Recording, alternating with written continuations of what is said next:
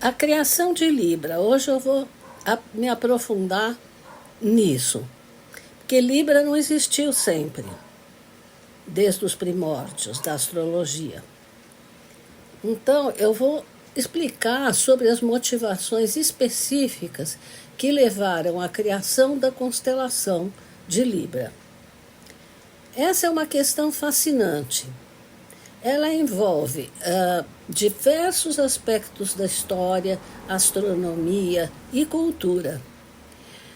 Motivações para a criação da constelação de Libra foram principalmente fatores astronômicos, porque Libra caía exatamente no equinócio de outono.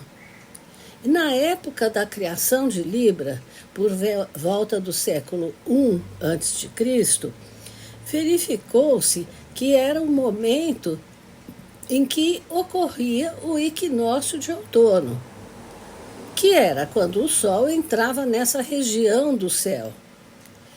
E era um momento crucial no calendário astronômico e astrológico, porque significava muito para as colheitas, visto que a esse equinócio seguia o solstício de inverno. Libra representava o equilíbrio entre o dia e a noite durante o equinócio. Essa ideia de equilíbrio celeste era importante para as antigas civilizações e merecia destaque no zodíaco. Além disso, dos fatores astronômicos, existiam também fatores culturais. O simbolismo da balança, como um símbolo universal de justiça e equilíbrio, é muito interessante, como um mito. Incorporar esse signo nos céus refletia valores culturais importantes. Essa região do céu era vista anteriormente como as garras do escorpião. Essa mudança reflete uma evolução no pensamento e na mitologia, possivelmente influenciada também por mudanças sociais. Pode ter havido fatores políticos também, com influência romana. A formalização de Libra como um signo coincidiu com o auge do Império Romano. Possivelmente foi uma maneira de refletir os ideais de justiça e ordem da Pax Romana nos céus. Muito importante também era a padronização do zodíaco. Isto é, criar um zodíaco com 12 signos iguais facilitava os cálculos astrológicos e também astronômicos, além de criar uma simetria agradável no sistema. Com a evolução do pensamento astronômico, houve então um refinamento das constelações, em suas definições e delimitação. Separar Libra do Escorpião era parte desse processo. Tornar as constelações mais precisas e bem definidas. Libra servia como um ponto de referência importante no calendário anual. E isso ajudava a estruturar o ano em termos astronômicos e agrícolas. Vou fazer uma conclusão parcial. A criação de Libra, até aqui, pelo que vimos, foi motivada por uma combinação complexa de fatores. Havia a necessidade astronômica de marcar o equinócio de outono, o desejo cultural de representar conceitos de equilíbrio e justiça no céu, e influências políticas romanas buscando também refletir os seus ideais no cosmos. A evolução natural do pensamento astronômico e da observação celeste também influenciaram bastante. As considerações práticas relacionadas à navegação, agricultura e calendário, como nós vimos, foram se juntando.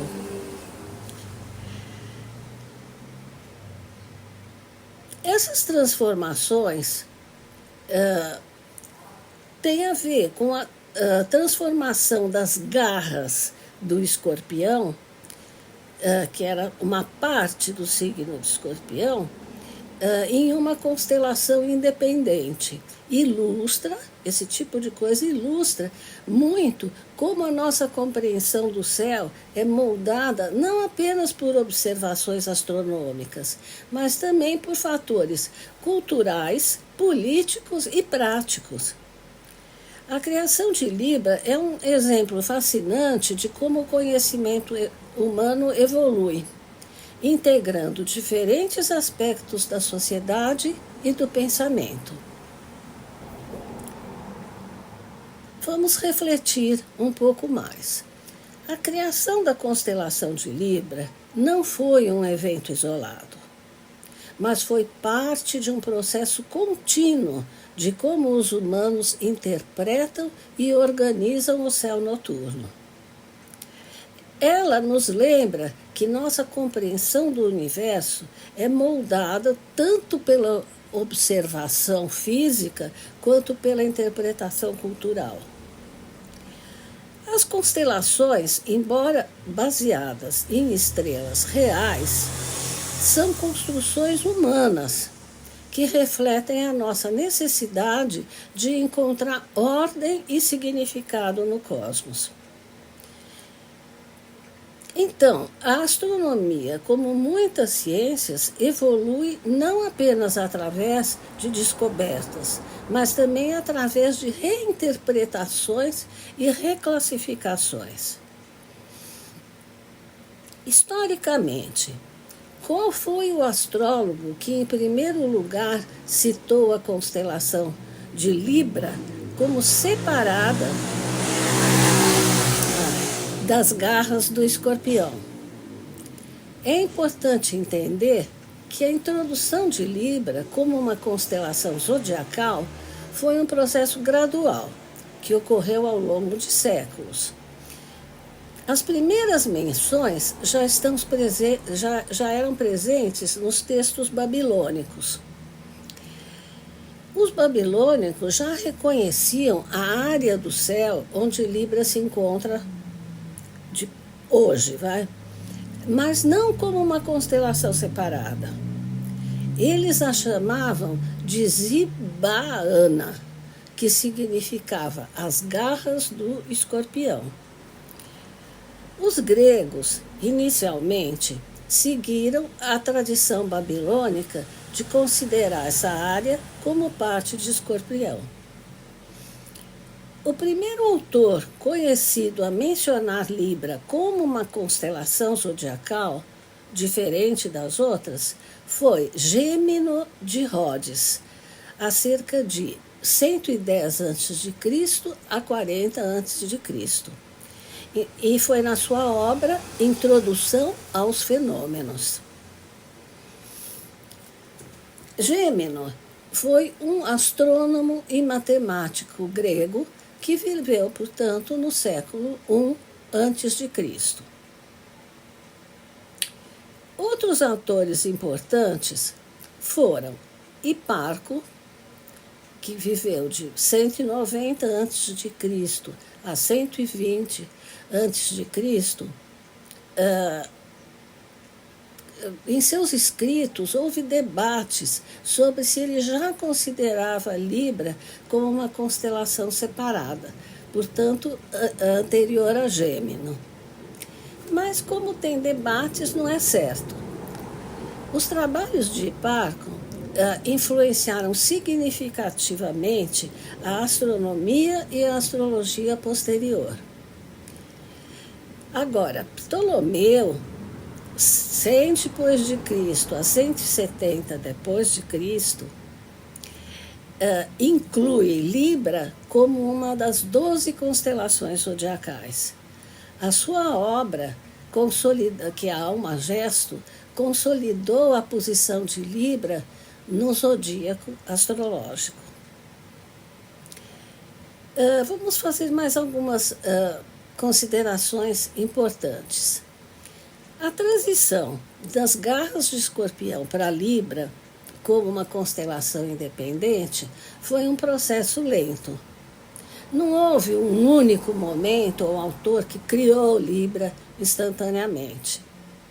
Então, isso sofreu influência romana, que era a formalização de Libra como constelação zodiacal, porque coincidiu com o Império Romano.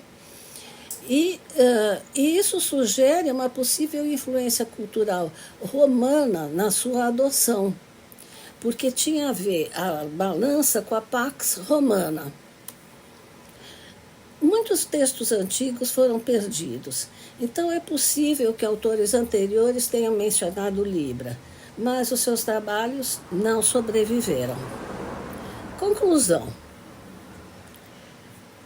Embora Gêmino de Rhodes seja frequentemente citado como o primeiro autor conhecido a mencionar Libra como uma constelação zodiacal distinta, é importante entender que a introdução de Libra foi um processo evolutivo. A transição de uma parte do Escorpião para uma constelação independente ocorreu, portanto, gradualmente, influenciada por várias culturas e também por tradições astronômicas. A história da introdução de Libra na astrologia exemplifica como o conhecimento astronômico e astrológico evoluiu ao longo do tempo, refletindo mudanças culturais, políticas e científicas. Tá? Então, muitos conceitos que a gente considera estabelecidos têm, na verdade, uma história rica e complexa de desenvolvimento e aceitação. Tá? Agora, eu queria falar para vocês sobre o pedaço de Libra, de 15 a 15 de Escorpião, que é considerado a via combusta. E nessa explicação de Escorpião ter sido cindido numa parte, nas garras de Escorpião, para fazer parte de Libra, explica por que existe essa noção desse conceito, como que enfraquecendo os planetas lá, que, a meu ver, não é uma coisa válida. Bem, pelo fato de Escorpião ter sido cindido para formar Libra, é considerado, talvez pelos antigos, uma parte meio fake, meio feita pelo homem. Tá? Porque não existe uma constelação de Libra, existe nos céus as garras do Escorpião. Entende? Então, por isso ficou assim essa ideia de via combusta. Quer dizer, combusta seria queimada, né? Mas, quer dizer, na minha prática eu não tenho usado via combusta. E tem dado perfeitamente certo. Não acho que seja um conceito pertinente. Tá? Porque a tradição também se ancora muito em Ptolomeu, né? Então é isso.